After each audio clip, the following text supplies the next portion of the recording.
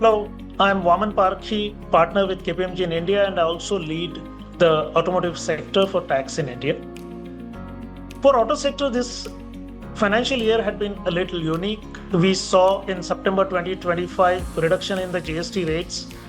Last year's budget saw incentives and benefits to the individuals which put more money in their pocket.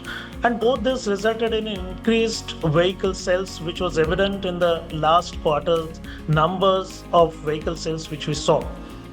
Now, what is required in this budget is a plan to sustain the demand, and we should also ensure that the production and exports don't hit a roadblock because of tariffs or some constraints in the supply chain. And towards this, I expect to see some major initiatives by the government in the coming budget.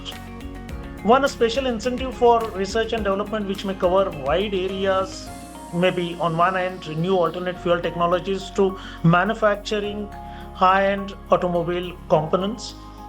Two, a special support to infrastructure and logistics through various programs and incentives.